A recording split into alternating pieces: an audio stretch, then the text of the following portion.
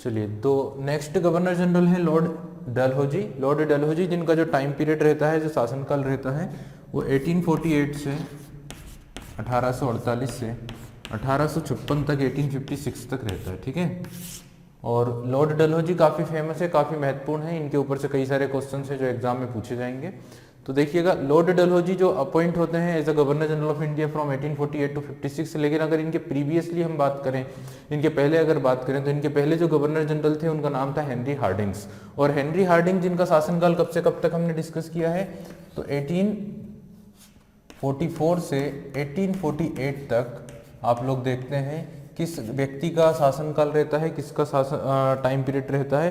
तो यहाँ पे नाम होगा हेनरी हार्डिंग्स का। ठीक है, हेनरी हार्डिंग 1844 से 48। और इन्हीं के शासनकाल में हम देखते हैं, हेनरी हार्डिंग के शासनकाल में जो फर्स्ट एंग्लो सिख वॉर है वो लड़ा जाता है। ठीक है, प्रथम आंग्ल सिख युद्ध होता है during the ruling time of Henry Hardinge. ठीक है, हेनरी हार्डिंग के पहले अगर बात की जाए किसका शासनकाल था, तो नाम मिल जाता है हमें किसका, लॉर्ड एलिनबर्ग का। ठीक है, लॉर्ड एलिनबर्ग जिन्होंने रूल किया था बिफोर हेनरी हार्डिंग्स, जिनका शासनकाल अगर देखा जाए तो 1842 से 1842 से 1844 तक लगभग 2.5 ईयर रूल किया था एलिनबर्ग ने, लॉर्ड एलिनबर्ग 1842 से 1844। और सबसे खास इवेंट अगर देखा जाए इनके शासनकाल में 1842 से 44, तो इन्होंने क्या किया है, सिंध को एनेक्स किया है। सिंध का एनेक्सेशन इनके शासनकाल की सबसे इंपॉर्टेंट इवेंट था, जो लगभग 1843 में होता है बाय चार्ल्स नेपियर। किसे भेजा गया था, चार्ल्स नेपियर को सिंध को एनेक्स करने के लिए। ठीक है, और इनके भी अगर पहले की बात की जाए तो नाम मिलता है हमें लॉर्ड ऑकलैंड का। लॉर्ड ऑकलैंड जिन्होंने रूल किया था 1839 से 1842 तक। 1839 से अगर देखा जाए तो 1836 से 1836 से 1842, 1836 टू 1842 तक का रूल आता है किसका, आपके लॉर्ड ऑकलैंड का। यहाँ पे ऑकलैंड का शासन है 36 टू 42, और फिर 42 से 44 एलिनबर्ग, और फिर जो है यहाँ पे 44 से 48 लॉर्ड हेनरी हेस्टिंग्स। ठीक है, सभी के टाइम की इंपॉर्टेंट इवेंट ध्यान रखना है। लॉर्ड ऑकलैंड की बात करें तो आप सभी को पता है फर्स्ट एंग्लो अफगान वॉर लड़ा गया था 1839 टू 1842 इन्हीं के शासनकाल में, जिसमें ब्रिटिशर्स को काफ़ी ज़्यादा नुकसान होता है, काफ़ी ज़्यादा उनकी प्रेस्टीज पर हमला होता है। और इसी के कारण ऑकलैंड को वापस बुला लिया जाता है और एलिनबर्ग को अपॉइंट किया जाता है, लॉर्ड एलिनबर्ग, जो किसे एनेक्स करते हैं, सिंध को एनेक्स कर लेते हैं। सिंध को कौन कर लेते हैं, लेकिन फिर कुछ डिस्प्यूट या कुछ विवाद होता है एलिनबर्ग को लेकर, और उन्हें हटाकर किसे अपॉइंट कर दिया जाता है, हेनरी हेस्टिंग्स को। हेनरी हेस्टिंग्स जो 44 से 48 तक रहते हैं, इन्हीं के समय पर फर्स्ट एंग्लो सिख वॉर लड़ा जाता है, प्रथम आंग्ल सिख युद्ध। ठीक है, ये बात मैं आप लोगों को बता चुका हूँ। देखिए, इन चीज़ों को रिवाइज या बार बार रिपीट करने का टारगेट यही है कि इन चीज़ें हमारे दिमाग में फिट हो जाएं। और सबसे खास बात देखिए, आप लोगों को जो चीज़ें याद नहीं होंगी वो ये है कि इन लोगों के नाम याद नहीं होंगे, इन गवर्नर जनरल्स के नाम याद नहीं होंगे। ठीक है, तो ये नाम तभी याद होंगे जब हम इन्हें लिंक कर पाएं, तब हम इन्हें जोड़ पाएं इवेंट के साथ, घटनाओं के साथ। ठीक है, तो जब आप इन घटनाओं को इनके लोगों के साथ जोड़ लेंगे तो आपको इनके नाम क्या हो जाएंगे, क्लियर हो जाएंगे। ठीक है, आपके दिमाग में फिट हो जाएंगे। इसके लिए इन्हें बार बार रिवाइज करना होगा, बार बार हमें पढ़ना होगा, बार बार बोलना होगा, तब जाकर ही ये चीजें हमें याद हो पाएंगी। ठीक है, चलिए तो बात करते हैं लॉर्ड डलहौजी के शासनकाल की, लॉर्ड डलहौजी के टेनर की, जो 1848 टू 56 चलता है। और आप देख रहे हैं कि इनके शासनकाल में जैसे ही ये इंडिया में आते हैं, सबसे महत्वपूर्ण इवेंट जो होता है वो क्या होता है, वो होता है सेकेंड एंग्लो सिख वॉर, द्वितीय आंग्ल सिख युद्ध शुरू हो जाता है। और जैसे ही अपनी पोस्ट संभालते हैं, ये पंजाब को एनेक्स कर लेते हैं, पंजाब जीत लेते हैं। ठीक है, तो जो सिख साम्राज्य एक बड़ा और एक ग्रेट एम्पायर हुआ करता था, वेलफेयर एम्पायर हुआ करता था, उसको ब्रिटिशर्स एनेक्स कर लेते हैं। और इसमें सबसे फेमस नाम होता है लॉर्ड डलहौजी का। ठीक है, ये जो विक्ट्री हासिल होती है डलहौजी के समय पर, इससे डलहौजी की जो रिस्पेक्ट है, जो टाइटल्स है, वो काफी बढ़ जाती है और इन्हें अर्ल ऑफ डलहौजी का टाइटल मिल जाता है। ठीक है, तो इनकी जो सम्मान था, इनकी जो उपाधि थी, वो क्या हो जाती है, बढ़ जाती है। ठीक है, आते से ही इन्होंने एक ऐसे साम्राज्य को ब्रिटिश साम्राज्य के अधीन कर लिया है जो इतने दिनों से स्वतंत्र था, और कई दिनों से ब्रिटिशर्स उस पर आंख गड़ाए बैठे हुए थे। ब्रिटिश ईस्ट इंडिया कंपनी के ऑफिसर्स उसको आंख गड़ाए देख रहे थे। ठीक है, उसके पीछे का एक रीजन ये भी था कि जो सिख साम्राज्य था वो काफी वेल्दी एम्पायर था, काफी ज्यादा धन धान्य एम्पायर था, काफी ज्यादा उनकी वेल्थ या खजाने हुआ करते थे। और उस खजाने में सबसे खास बात ये थी कि उस खजाने में एक प्रीसियस स्टोन था जिसे हम बोलते हैं जिसे हम बोलते हैं कोहिनूर, ठीक है। तो डायमंड जो था, कोहिनूर डायमंड, वो भी सिख ट्रेजरी के का ही एक इम्पोर्टेंट पॉइंट था, एक इम्पोर्टेंट हिस्सा था, ठीक है। और इसी के सेकेंड एंग्लो सिख वॉर के बाद ये जो कोहिनूर हीरा है, किसे मिल जाता, ब्रिटिशर्स को मिल जाता, ठीक है। तो यहाँ पे हम बात करें अगर लॉर्ड डलहौजी के शासनकाल की, तो 48 to 46 during this period second Anglo Sikh war was fort, in which the Sikh was defeated again and Dalhousie was successful in annexing the whole of Punjab to the British administration, ठीक है। He annexed many states by doctrine of lapse। सबसे ज़्यादा अगर Dalhousie famous है तो वो अपनी lapse या डॉक्ट्राइन ऑफ लैप्स की के सिस्टम के कारण, उस पद्धति उसके कारण, जिसे बोला जाता है डलहौजी की हड़प नीति, ठीक है या व्यपगत का सिद्धांत। अब ये जो डलहौजी की हड़प नीति है, जो व्यपगत का सिद्धांत है, ये जैसे इंडिया आते हैं वो इस पॉलिसी को, इस सिस्टम को साथ में लाते हैं और इंडिया के लगभग 7 स्टेट्स या 7 राज्यों को इस नीति के तहत क्या कर लिया जाता है, हड़प लिया जाता है, ठीक है। तो ये सबसे ज्यादा फेमस है अपनी इस कुख्यात हड़प नीति के कारण, और इसी हड़प नीति को कारण माना जाता है, इनिशियल कोज माना जाता है, इमीडिएट कोज माना जाता है, या एक one of the most important reason माना जाता है बिहाइंड द रिवेलियन ऑफ 1857। तो 1857 का जो ग्रेट रिवेलियन हुआ है, उसके पीछे का एक मोस्ट इंपोर्टेंट रीजन माना जाता है the policy of doctrine of loss of lapse that was implemented by lord Dalhousie, ठीक है। And he annexed the 7 important states of India into British East Indian Empire. तो ये जो एनेक्सेशन हुआ था, इसे एक महत्वपूर्ण कारण माना जाता है 1857 के विद्रोह का। आप सब देख रहे हैं 1856 में ये वापस लौट जाते हैं, लेकिन इनके जाने के 1 साल बाद ही जो रिवोल्ट ऑफ 1857 है वो होता है, ठीक है। और इसी रिवोल्ट के कारण इन्हें काफी ज्यादा क्रिटिसाइज किया जाता है ब्रिटेन में या लंदन में, ठीक है। ड्यूरिंग हिज टेनर, देखिए इन्होंने कई सारे डेवलपमेंट के कार्य भी करे हैं, कई सारे अगर देखे जाएं तो रिफॉर्म्स भी किए हैं, कई सारे सुधार भी किए हैं, ठीक है। जैसे बात की जाए रेलवेज की, तो इंडिया में जो रेलवे की जर्नी है वो शुरुआत किसके समय पर हुई थी, लॉर्ड डलहौजी के समय पर।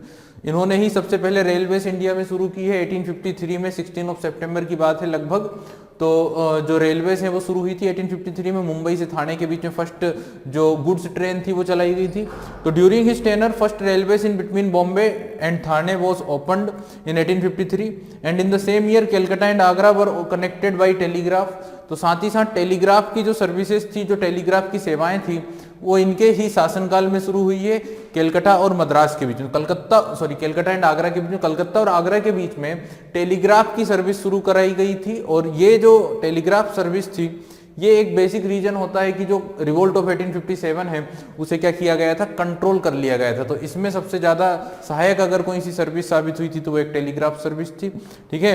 यहीं पर हम बात करते हैं तो इन्होंने public work department, it means PWD, ठीक है, PWD यानी लोक निर्माण जो डिपार्टमेंट था, जो विभाग था, उसको स्थापित कराया था, उसकी स्थापना की थी, ठीक है। So his another reform including setting up of PWD department, it means public work department and देखिए सब एक रिफॉर्म जो इन्होंने किया है रिलीजियस या जो सामाजिक रिचुअल चला आ रहा था, उसके खिलाफ इन्होंने एक एक्ट इनके शासनकाल में आया है जिसे हम बोलते हैं विडो रीमैरिज एक्ट।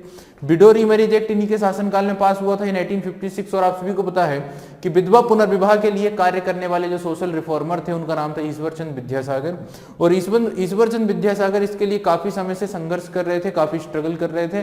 और फाइनली ईश्वरचंद विद्यासागर के प्रयासों के फलस्वरूप जो गवर्नर जनरल ऑफ इंडिया थे लॉर्ड डलहौजी, उन्हीं के समय पर विडो रीमैरिज एक्ट पास होता है 1856 में। और सबसे पहले जो विडो रीमैरिज किया जाता है वो बंगाल में किया जाता है, कलकत्ता में किया जाता है, in front of in presence of Ishwarchand Vidyasagar, ठीक है। तो ये घटनाएं घटती हैं, ये सारे इवेंट्स यहाँ पर होते हैं इन्हीं के शासनकाल में। एक और इंपॉर्टेंट पॉइंट है, the Ganga canal was completed during his tenure. इन्हीं के शासनकाल में जो गंगा नदी पर बनाई गई नहर थी उसका कार्य क्या होता है, कंप्लीट होता है। Ganga canal was completed during his tenure. तो इन्हीं के शासनकाल में गंगा नदी की जो नहर का कार्य था वो भी कंप्लीट होता है, वो भी पूर्ण हो जाता है, ठीक है। चलिए, तो अब हम बात करें अगर इनके ओवरऑल टाइम पीरियड में होने वाले कुछ इवेंट्स की, कुछ मुख्य घटनाओं की, तो सबसे पहले बात आ जाती है second Anglo Sikh war 1848 to 49। देखिए साथ ही साथ अगर देखा जाए तो इन्हीं के शासनकाल में क्या हुआ था, सेकेंड एंग्लो बर्मीज वॉर भी हुआ था, द्वितीय आंग्ल म्यांमार या आंग्ल बर्मा युद्ध जो 1852 टू 53 होता है।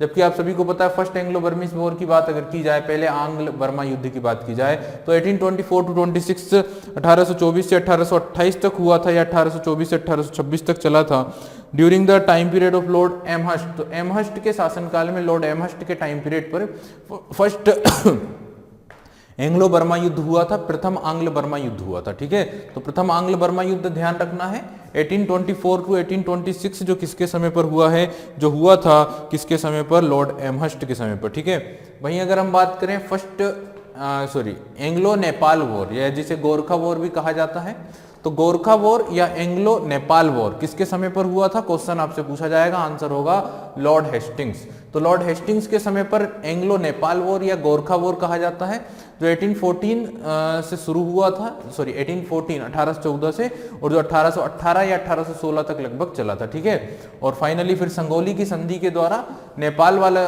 के जो रूलर्स थे, नेपाल के जो शासक थे, वो शांति के लिए एग्री हो गए थे और कई सारी टेरिटरी इंडिया को मिल गई थी, जैसे सिक्किम हो गया है या ब्रिटिश ईस्ट इंडियन कंपनी की टेरिटरी में शामिल हो गए थे, जैसे कि हम बात करें गढ़वाल, कुमायूं, सिक्किम। ठीक है, तो ये कुछ ऐसे रीजन्स थे जो इंडियन ईस्ट इंडियन कंपनी को मिल गया था ड्यूरिंग दैट टाइम।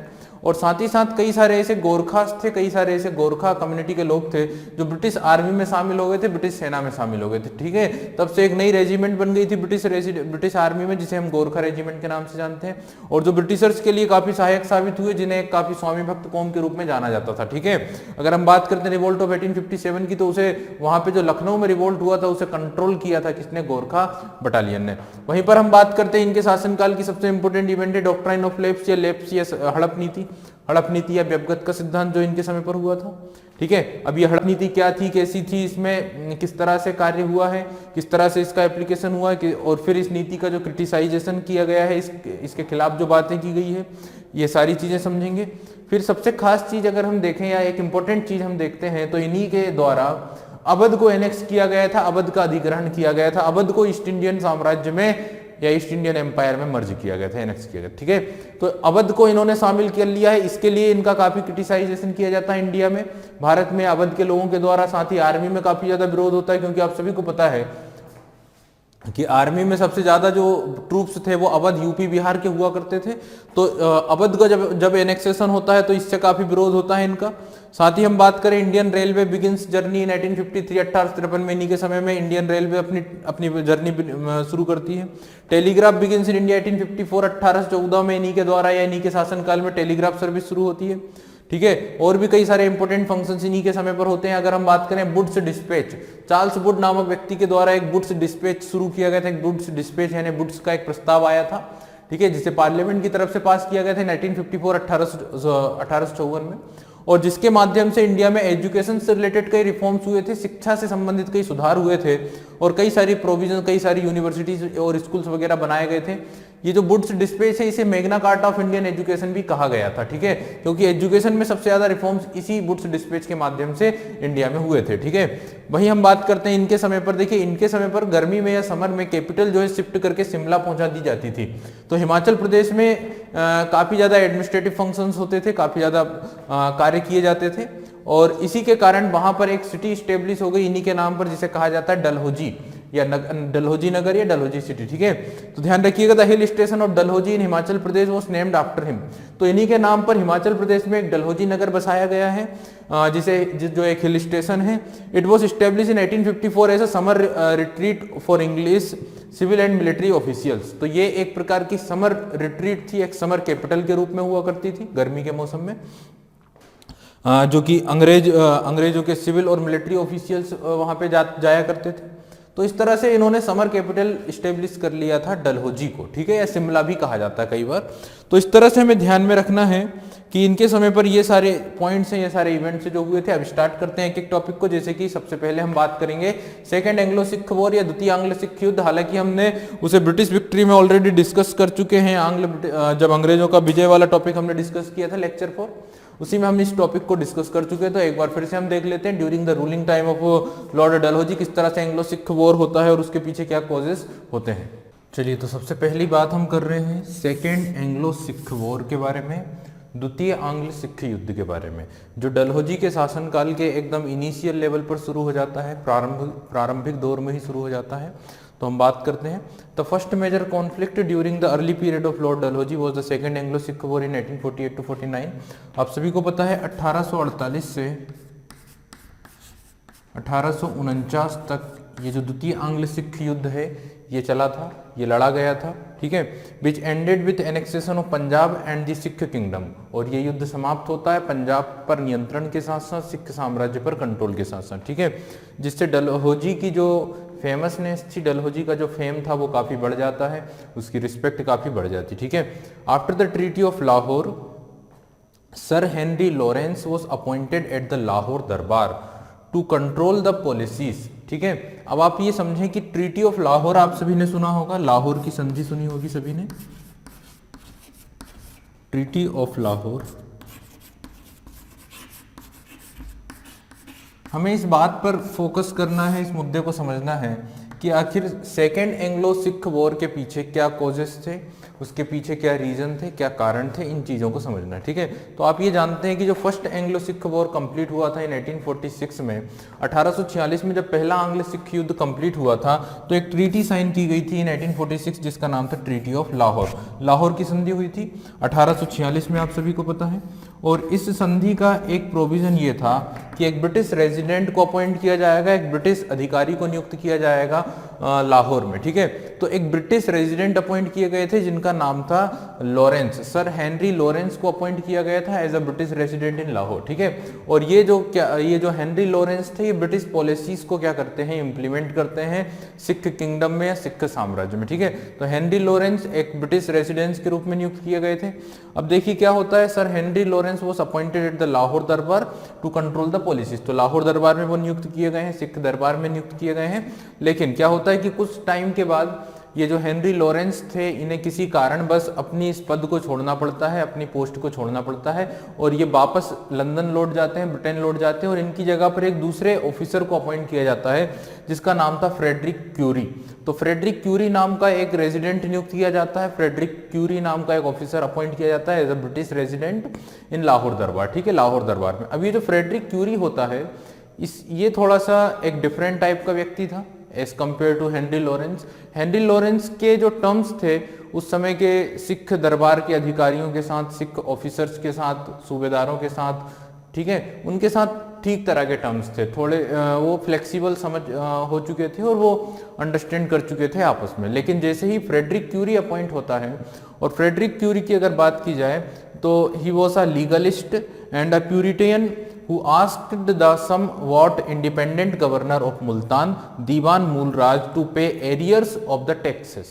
तो ये जो नया व्यक्ति अपॉइंट हुआ है जिसका नाम है फ्रेडरिक क्यूरी, ये क्या करता है कि जो स्वतंत्र गवर्नर था सिख साम्राज्य में, एक इंडिपेंडेंट जो गवर्नर था जिसका नाम था मूलराज, मूलराज से बड़े हुए टैक्स की डिमांड करता है। क्योंकि आप ये समझें जब सिख टेरिटरी पर कब्जा हो गया अंग्रेजों का इन 1846 1846 में, फर्स्ट एंग्लो सिख वॉर के बाद जब हल्का सा कंट्रोल उनका स्टेब्लिश हुआ तो यहाँ पे टैक्स बढ़ा दिया गया था, कर बढ़ा दिया गया था जिससे ब्रिटिशर्स को रेवेन्यू मिल सके। और ये जो बढ़ा हुआ टैक्स था इसकी डिमांड की गई थी किससे, मूलराज से। मूलराज जो कि एक स्वतंत्र गवर्नर के रूप में कार्य करता था, एक स्वतंत्र राज्यपाल के रूप में कार्य करता था सिख किंगडम में, ठीक है। तो ये दीवान हुआ करता था, दीवान मूलराज, जो एक इंडिपेंडेंट गवर्नर के रूप में कार्य कर रहा था, ठीक है। तो इससे डिमांड की जाती है बढ़े हुए एरियर्स की, बढ़े हुए टैक्स मांगे जाते हैं। बट ये जो ऑफिसर था, ये जो गवर्नर था मूलराज, ये टैक्स देने से क्या कर देता है, इनकार कर देता, ठीक है। जब ब्रिटिश ऑफिसर्स का एक दल, जब ब्रिटिश अधिकारियों का एक दल वहां भेजा जाता है, ठीक है, एक सेना की छोटी सी टुकड़ी भेजी जाती है, तो ये जो दीवान मूलराज है ये इनिशियली उनका क्या करता है, उन्हें अपने किले में लेकर जाता है, उन्हें उनके साथ डिस्कशन करता है, लेकिन फिर धोखे से उनके ऊपर क्या हो जाता है, हमला हो जाता है, अटैक हो जाता है। कुछ लोगों के द्वारा उन्हें सिक्योर प्लेस में, सेफ प्रोटेक्शन में लेकर जाया जाता है, लेकिन फिर जो जनता होती है, जो भीड़ होती है, उनके द्वारा अगेन अटैक होता है और फाइनली जो जितने भी ब्रिटिश ऑफिशियल्स भेजे जाते हैं, जो अधिकारी भेजे जाते हैं, उन सबकी हत्या कर दी जाती है। ठीक है, यहाँ से ये रिवोल्ट शुरू हो जाता है, यहाँ से ये विद्रोह शुरू हो जाता है और इसी विद्रोह के साथ साथ, इसी रिवोल्ट के साथ साथ पंजाब में जितने भी दूसरे ऑफिसर्स थे, पंजाब में दूसरे जितने भी अधिकारी थे, गवर्नर्स थे, कोर्ट के जो अधिकारी थे, दरबार के जो अधिकारी थे, साथ ही आर्मी के जो अधिकारी थे जो बदला लेना चाहते थे फर्स्ट एंग्लो सिख वॉर का, वो सब भी रिवोल्ट करने लग जाते हैं, वो सब भी विद्रोह करने लग जाते हैं। तो यहाँ पे क्या होता है कि ये जो मूल राज्य ने रिवोल्ट किया था, यहीं से शुरू हो जाता है पूरे पंजाब में सेकेंड एंग्लो सिख वॉर। ठीक है, तो एक बार फिर से मैं आप लोगों को बता देता हूं कि sir Frederick Currie was a legalist and a Puritan who asked the somewhat independent governor of Multan, तो मुल्तान के एक गवर्नर थे दीवान मूलराज। ठीक है, तो मुल्तान के गवर्नर जिनका नाम था दीवान मूलराज। ठीक है, तो दीवान मूलराज की अगर बात की जाए, इनसे मांगा जाता है, इनसे कहा जाता है to pay arrears of the tax। ठीक है, when the British officers were sent at the Mulraj fortress, he revolted, attacked and bounded them। तो ये क्या करता है, विद्रोह कर देता है, उनके ऊपर हमले कर देता है, जिससे उन्हें चोट लग जाती है। ठीक है, आगे क्या होता है, these bounded officers were saved by some peoples but the angry mob killed them the next day। तो ये जितने भी अधिकारी थे, ऑफिसर्स थे, इन्हें कुछ लोगों के द्वारा सुरक्षित स्थान पर ले जाया जाता है, लेकिन जो एंग्री भीड़ होती है, जो गुस्सेल जनता होती है, वो इनकी हत्या कर देती है। ठीक है, इन सभी को मार देती है। The small army of Mulraj was defeated but again there was a rebellion. तो जो मूलराज है उसे तो हरा दिया जाता है ब्रिटिश फोर्स के माध्यम से, लेकिन धीरे धीरे जो रिवोल्ट था, जो रिवेलियन था, वो शुरू हो जाता है। ठीक है, रिवेलियन शुरू हो जाता है। The war prolonged for months and Sikh were defeated. The whole of Punjab was annexed on 29 March 1849। और एक लंबा युद्ध चलता है जो कई महीनों तक चलता है, जिसमें फाइनली जो सिख थे, ये जो पंजाब था, उसे हरा दिया जाता है, पंजाब को पूरी तरह एनेक्स कर लिया जाता है। लगभग 29 मार्च 1849 तक पंजाब पूरी तरह से नियंत्रण में आ जाता है, किसके, ब्रिटिशर्स के। ठीक है, और आप सभी देख रहे हैं कि 1849 में पंजाब को कब्जा में लाया गया और 1848 में डलहौजी इंडिया में आ जाते हैं। अब क्या होता है, जब पंजाब को ये जीत लेते हैं, पंजाब को कॉन्कर कर लेते हैं, तो जो रानी जिंद कौर थी, उन्हें इम्प्रेशन किया जाता है, कैद में रखा जाता है। साथ ही जो 11 ईयर ओल्ड जो महाराजा दिलीप सिंह थे, उन्हें आदेश दिया जाता है कहाँ जाने का, उन्हें आदेश दिया जाता है लंदन जाने का या ब्रिटेन जाने का, और वहां पर उन्हें पेंशन पर रखा जाता है। ठीक है, उन्हें पेंशन दे दी जाती है। He was the last Maharaja of Punjab. तो पंजाब के अंतिम महाराजा कहे जाते हैं दिलीप सिंह। ठीक है, जिसे ब्लैक पर्थशायर भी कहा जाता है, ब्लैक प्रिंस ऑफ पर्थशायर भी कहा जाता है दिलीप सिंह को। ठीक है, दिलीप सिंह के बारे में हमने काफी कुछ डिस्कस किया था, जब हमने डिस्कस किया था सिख पर जब विक्ट्री हुई थी, पंजाब पर जब विक्ट्री हुई थी ब्रिटिशर्स की, उस टॉपिक में हमने दिलीप सिंह के बारे में काफी कुछ डिस्कस किया कि ये लंदन जाते हैं, उसके बाद फिर ये वापस 2 बार अपने पूरे जीवन में इंडिया लौटते हैं।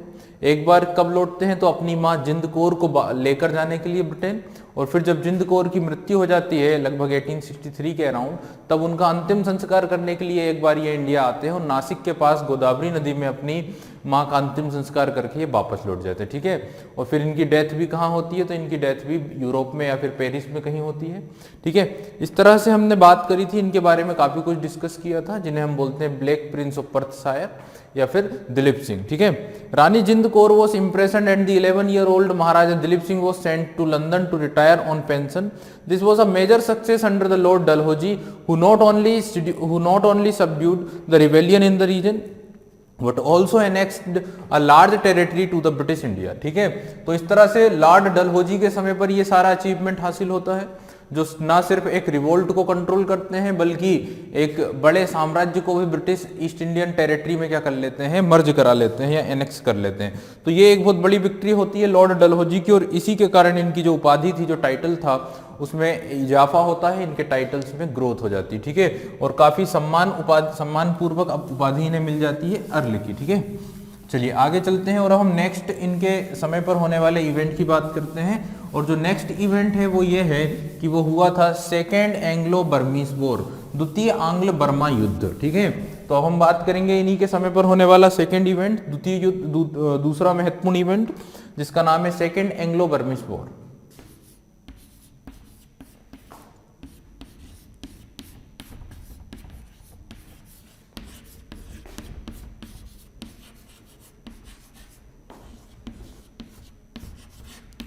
द्वितीय आंग्ल बर्मा युद्ध या द्वितीय आंग्ल बर्मीज वॉर, ठीक है। ये जो युद्ध था ये 1852 से 1853 तक चला था, 1852 से 1853 तक चला था, ठीक है। तो यहाँ पे हम बात करें अगर इस वॉर की तो 1852 से 1853, ठीक है। अब आप ये समझें कि अगर ये सेकंड है तो फिर फर्स्ट भी आप लोगों ने डिस्कस किया होगा। जब हम फर्स्ट एंग्लो बर्मिश वॉर की बात करते हैं तो पहला आंग्ल बर्मा युद्ध जो 1824 से 26 तक चला था और यार्डवू की ट्रीटी के साथ समाप्त हुआ था, ठीक है। जो फर्स्ट एंग्लो बर्मिश वॉर था वो किसके शासनकाल में हुआ, क्वेश्चन पूछा जाएगा, आंसर होगा लॉर्ड विलियम एमहर्स्ट। तो किसके शासनकाल में फर्स्ट एंग्लो बर्मिश वॉर हुआ था, तो आंसर होता है आपका लॉर्ड एमहर्स्ट के समय पर, ठीक है। और यार्डवू की ट्रीटी के साथ ये युद्ध खत्म हो जाता है 1826 1826 में। वहीं आपसे पूछा जाए फर्स्ट एंग्लो नेपाल वॉर कब हुआ है, एंग्लो नेपाल वॉर जो जिसे गोरखा वॉर भी कहा जाता, तो 1814 टू 1848 या 46 के लगभग, जो किसके समय पर हुआ था, तो लॉर्ड हेस्टिंग्स, ठीक है। अब हम बात करते हैं फर्स्ट अफगान वॉर किसके समय हुआ, तो आंसर होगा लॉर्ड ऑकलैंड 1839 टू 1842, ठीक है। अब हम बात कर रहे हैं फर्स्ट एंग्लो बर्मिश वॉर, तो बता चुका हूं मैं आप लोगों को किसके समय पर हुआ, लॉर्ड एमहर्स्ट के समय पर। तो इस तरह से ना आप लोगों को ध्यान में रखना है कि during the rule of British east India company in India, तो उनके समय पर जो विदेशी राज्यों के साथ जो युद्ध हुए हैं, जो नाइबरिंग कंट्रीज के साथ जो युद्ध हुए हैं, वो आपको ध्यान में रखना होगा, ठीक है। जैसे अफगानिस्तान के साथ पहला युद्ध 39 टू 42, सेकंड 1878 टू 79 ध्यान रखना है। वहीं हम बात करें नेपाल के साथ तो 1814 टू 1818 जो गोरखाओं के साथ युद्ध हुआ था, ठीक है, सगोली की संधि के साथ कंट्रोल हो गया। अब बर्मा के साथ जो युद्ध हुआ है वो 1824 टू 26 तक हुआ, ठीक है, फर्स्ट एंग्लो बर्मिश वॉर। उसके पीछे का रीजन ये था कि जो बर्मा साम्राज्य के शासक थे, बर्मा जो रूलर्स थे, उनके साथ ब्रिटिश ईस्ट इंडिया कंपनी के जो बॉर्डर एरिया थे वो काफ़ी ज़्यादा, टेरिटरी के बॉर्डर एरियाज काफ़ी लंबे थे और वो दोनों के शेयर होते थे। साथ साथ बर्मा साम्राज्य के जो रूलर्स थे वो अपना एक्सपांसन कर रहे थे, साम्राज्य का विस्तार करते जा रहे थे, ठीक है। तो इनिशियल लेवल पर ब्रिटिशर्स और इनके बीच में युद्ध होते हैं, जिसमें ब्रिटिशर्स को इनिशियली असफलता मिलती है, बट धीरे धीरे जो ब्रिटिश आर्मी है वो कंट्रोल करने लग जाती है, जीतने लग जाती है। और साथ साथ ब्रिटिश आर्मी क्या करती है, during the first Anglo Burmese war ये रंगून चले जाते हैं, चिटगांव के रास्ते, समुद्र के रास्ते होते हुए रंगून को कैप्चर कर लेते हैं। और फिर जाकर क्या होता है कि 1826 में ट्रीटी ऑफ यार्डवू साइन की जाती है, जो एबा नाम की जो राजधानी थी उससे लगभग 80 माइल डिस्टेंस पर, 80 किलोमीटर की दूरी पर थी, ठीक है। तो यहाँ पे क्या होता है कि कई सारी टेरिटरीज जो थी, जैसे मणिपुर है उसे इंडिपेंडेंट इस ट्रीटी के बाद कर दिया जाता है, असम और कछार, जयंतिया, ये सारे कई सारे क्षेत्र थे जो मिल जाते हैं ईस्ट इंडियन कंपनी को, ईस्ट इंडियन टेरिटरीज को, ठीक है। ईस्ट इंडिया का एनेक्सेशन हो जाता है इन एरियाज में। तो ये जो फर्स्ट एंग्लो बर्मिश वॉर था इसमें काफी सक्सेस मिल जाती है ईस्ट इंडिया कंपनी को, कई रीजन पर कंट्रोल हो जाता है। साथ ही एक ब्रिटिश रेजिडेंट को अपॉइंट कर दिया जाता है, कहाँ पर, एबा नामक जो कैपिटल थी वहां पर, और एक बर्मा के इनवॉय को, एक बर्मा के राजदूत को अपॉइंट किया जाता है कैलकाटा में। तो फर्स्ट युद्ध में, फर्स्ट वॉर में हालांकि ब्रिटिशर्स जीत जाते हैं, ठीक है। अब हम बात कर रहे हैं सेकंड एंग्लो बर्मिश वॉर जो 1852 टू 1853 हुआ है, और आप सभी को पता है during the ruling time of lord Dalhousie के समय पर। देखिए यहाँ पे हम ये बात समझें कि बर्मा के पीछे फोकस क्या था ईस्ट इंडिया कंपनी का, तो बर्मा के पीछे फोकस ये था, बर्मा के प्रति लालच ये था कि बर्मा के जो जंगल थे, बर्मा के जो फॉरेस्ट थे और जो संपदा उन जंगलों में छुपी हुई थी, ठीक है, जो रॉ मटेरियल्स वहां से मिल सकते थे, उनके प्रति जो ब्रिटिश ईस्ट इंडिया कंपनी के व्यापारी थे या जो ब्रिटिश ट्रेडर्स थे वो काफी लालच भरी निगाहों से देखते थे। तो बर्मा के जंगलों की जो संपदा थी उस पर काफी ज्यादा लालच था, किसका, ईस्ट इंडिया कंपनी का या अंग्रेजों का। साथ ही साथ बर्मा की जो इतनी बड़ी पॉपुलेशन थी, जो इतनी बड़ी जनसंख्या थी, इस जनसंख्या को ये अपने मार्केट के रूप में देखते थे। ब्रिटेन के कारखानों में बनने वाले जो कॉटन क्लोथ्स थे, जो कपास या सूती वस्त्र थे, ठीक है, उनके लिए ये एक मार्केट के रूप में था और उन्हें यहाँ पर बेचने के रूप में देखा करते थे। साथ ही साथ बर्मा में जो फ्रांसीसी और अमेरिकन का इन्फ्लुएंस बढ़ता जा रहा था, बर्मा में जो फ्रांसीसी और अमेरिकी व्यापारी अपना कंट्रोल करना चाह रहे थे, तो इन्हें भी क्या करना है, वहां से हटाना है। ये भी एक पॉलिसी थी ईस्ट इंडिया कंपनी या ब्रिटिशर्स की। दैट्स वाई जो रेजिडेंट था वहां पर, उनके द्वारा एक प्रकार से रिक्वेस्ट भेजी गई, मैसेज भेजा गया ब्रिटिश गवर्नमेंट को, ठीक है। हालांकि ये थर्ड एंग्लो बर्मा वॉर के समय पर हुआ था। अब हम बात करें अगर सेकेंड एंग्लो बर्मा वॉर की, हालांकि जो बेसिक कोज है ये वैसे के वैसे ही है, जैसे फ्रांसीसी और अमेरिकन ट्रेडर्स का प्रभुत्व है या वो इन्फ्लुएंस करने की कोशिश कर रहे हैं। साथ ही साथ हम बात करें फॉरेस्ट की, तो जंगलों की जो संपदा है उनको ये चाहते हैं। साथ ही साथ अपने कारखानों में जो बने हुए गुड्स हैं उन्हें सेल करना चाहते हैं, उनके लिए मार्केट के रूप में है बर्मा की इतनी बड़ी पॉपुलेशन, जिसे एक मार्केट के रूप में देख रहे हैं ब्रिटिश ट्रेडर्स। तो ये सारे कोजेस होते हैं और इस कारण से ये चाहते हैं कि बर्मा जो है उस पर इनका एनेक्सेशन हो जाए, इनका कंट्रोल हो जाए, चाहे पीसफुली हो चाहे भाई वॉर हो, ठीक है। किसी भी तरह से बर्मा को अपने कंट्रोल में करना चाहते हैं, ठीक है। अब क्या होता है 1852-53 की बात करें तो यहां पे क्या घटना घटती है इसको समझने की कोशिश करते हैं। After the first Anglo Burmese war the treaty of Yandabo was signed between the Burma and the East India Company on February 24, 1826। ये बात आप सभी को पता है कि जब पहला एंग्लो बर्मा युद्ध होता है तो यान्डबू की संधि साइन की जाती है और 1826 में ये ट्रीटी साइन होती है February 24 को, ठीक है। For next 20 years the relations were normal but the Burma Kings were chafed the English merchants who started flocking in the country and got settled over there। तो क्या होता है कि जो बर्मा के शासक थे, जो बर्मा के रूलर्स थे, अच्छा सबसे पहले तो फर्स्ट एंग्लो बर्मिश वॉर हुआ, उसके बाद लगभग 20 इयर्स तक जो रिलेशनशिप रहे वो नॉर्मल रहे, कोई विवाद खड़ा नहीं हुआ, कोई प्रॉब्लम खड़ी नहीं हुई ब्रिटिशर्स और बर्मा के रूलर्स के बीच में।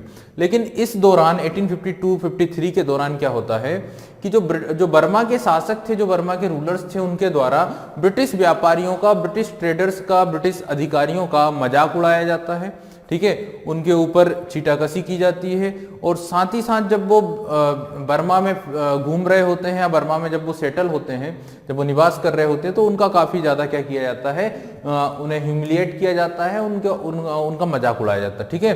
देन क्या घटना घटती है इन 1851 1851 में, these merchants complained their overlords sitting in Calcutta about the oppression of the Burmese officials at Rangoon। तो ये जो घटना होती है इसकी शिकायत ये करते हैं कलकत्ता में अपने गवर्नर जनरल को कि इस तरह से उन्हें परेशान किया जा रहा है बर्मा में, ठीक है। देन क्या होता है, the issue was taken seriously by the East India company and the lord Dalhousie asked Burma for compensation. तब इस इशू को सीरियसली लिया जाता है, इस मुद्दे को काफी गंभीरता से लिया जाता है बाय लॉर्ड डलहौजी, और कहा जाता है बर्मा के अधिकारियों को, बर्मा के रूलर्स को कि वो इस बात का कंपेंसेशन दें, इस बात का हर्जाना दें, ठीक है। No reply was sent from the other end, the idea was to make it a reason for a imposed war on Burma, ठीक है। तब जब उस साइड से कोई रिप्लाई नहीं आता है, तब जो ब्रिटिश गवर्नर जनरल होते हैं वो ये साफ कर देते हैं कि इस कारण से अब हम बर्मा के ऊपर क्या करेंगे, एक वॉर करेंगे, एक युद्ध करेंगे। तो एक वॉर इम्पोज किया जाता है, एक युद्ध उनके ऊपर डाल दिया जाता है, ठीक है। Apart from that there were minor bilateral issues regarding the treaty of Yandabo. इसके अलावा देखिए द्विपक्षीय रूप में कुछ और भी इशू थे due to the treaty of Yandabo के संधि के कारण भी कुछ इशू क्रिएट हुए थे, कुछ विवाद क्रिएट हुए थे, ठीक है। आप सभी को पता होगा कि कोई भी जब युद्ध होता है तो एक ट्रीटी होती है और उसी ट्रीटी के कारण सेकेंड वॉर भी क्या होता है, लड़ा जाता है, और फिर एक ट्रीटी होती है और उसी के कारण फिर थर्ड वॉर भी होता है। तो जो ये ट्रीटियां होती हैं इन्हीं के अंदर कोई ऐसे प्रोविजंस होते हैं और उन्हीं प्रोविजंस के कारण से उन जब प्रोविजंस का जब वायोलेशन होता है तब फिर नेक्स्ट वॉर जो है इनिशिएट हो जाता है। तो यही होता है कि जो ट्रीटी ऑफ यान्डबू थी उसका भी कुछ बात थी, उसके भी कुछ इशू थे जिसके कारण ये हुआ। साथ ही साथ जो ब्रिटिश ट्रेडर्स या ऑफिसर्स के साथ जो वहां के किंगडम ने किया है उसके साथ वो भी एक कारण बनता है। तो फाइनली कई सारे रीजंस हो जाते हैं और फिर ये युद्ध लड़ा जाता है, ठीक है। However exactly under which circumstances this war was fought was not made public, ठीक है। The war started in April 5, 1852 and as soon as the war started the port of Martwan was taken on the same day, ठीक है। तो धीरे धीरे जब ये युद्ध शुरू होता है लगभग 1852 5 अप्रैल को, तो धीरे धीरे जो इंपोर्टेंट पोर्ट्स थे, जो बंदरगाह थे, उसी दिन क्या कर लिया जाता है, उसको कैप्चर कर लिया जाता है, उसे कंट्रोल कर लिया जाता है। ठीक है। On 12th of April Rangoon was annexed and in June Pegu was taken. तो 3 चीजें हो गई हैं, लेकिन सबसे खास बात रंगून जो एक महत्वपूर्ण जगह थी, एक मुख्य जगह थी, उस समय पर जो कैपिटल हुआ करती थी वो एबा नामक शहर हुआ करता था, एबा नामक जगह हुआ करती थी। रंगून को एनेक्स कर लिया जाता है लगभग 12th of April को। 12 अप्रैल को 1852 को रंगून एनेक्स कर लिया जाता है, जो कि एक इंपॉर्टेंट सेंटर था, एक इंपॉर्टेंट जगह थी बर्मा की। साथ ही साथ जो पेगू आइलैंड था, जो पेगू नामक एक जगह थी, जो राज्य था, उसे भी क्या कर लिया गया है, जीत लिया गया। ठीक है। पेगू एक इंपॉर्टेंट आइलैंड हुआ करता था, तो पेगू को ये कंट्रोल कर लेते हैं, जीत लेते हैं। In January 1853 a proclamation of annexation was read out and thus this war ended without any treaty sign. तो अब 1853 जनवरी की बात करें तो लगभग जो इंपॉर्टेंट एरियाज थे उन्हें एनेक्स करने के बाद विदाउट कोई ट्रीटी साइन किए ही सारे एरियाज को एनेक्स कर लिया जाता है। The outcome of this war was that Pegu was annexed to the British Empire and it was renamed as Lower Burma। तो इस युद्ध का अगर हम देखें, सबसे महत्वपूर्ण पॉइंट होता है पेगू को एनेक्स करना, पेगू नामक जो राज्य था उसे जीत लेना, और इसे नाम दिया गया लोअर बर्मा। इसे क्या कहा जाता है, लोअर बर्मा का नाम दिया गया। ठीक है। तो लोअर बर्मा नाम दिया गया है किस आइलैंड को, पेगू आइलैंड को। ठीक है। या पेगू स्टेट जो हुआ करता था, पेगू राज्य जो हुआ करता था बर्मा में, उसे क्या कर लिया गया है, उसे लोअर बर्मा नाम दिया गया। British dominion now was from Chittagong to Singapore in the east. अब जो ब्रिटिश डोमिनियन था, जो ब्रिटिश नियंत्रण था, जो ब्रिटिश अधिपत्य था, वो कहां से हो चुका है, कहां से कहां तक हो चुका है, तो चिटगांव जो बांग्लादेश में है, वहां से लेकर अगर देखा जाए तो पूर्व में सिंगापुर तक जो ब्रिटिश साम्राज्य है उसका विस्तार या उसका प्रभाव यहां पर देखा जा रहा है। ठीक है। तो 2 इंपॉर्टेंट इवेंट्स की बात की हमने, पहला था सेकेंड एंग्लो सिख वॉर, द्वितीय आंग्ल सिख युद्ध, और दूसरा है द्वितीय एंग्लो बर्मिस युद्ध, Anglo Burmese war. It means कि 2 या सेकंड जो वॉर हुए हैं, जो द्वितीय युद्ध हुए हैं, वो किसके शासनकाल में हुए हैं, लॉर्ड डलहौजी के शासनकाल में, आंग्ल सिख वॉर और द्वितीय एंग्लो बर्मिस वॉर। ठीक है। तो हल्की सी चीजें ध्यान रखिएगा। अब हम बात करते हैं सबसे फेमस थिंग या सबसे खास बात जो रिलेटेड है लॉर्ड डलहौजी से, that is the doctrine of lapse. It means Dalhousie की हड़प नीति।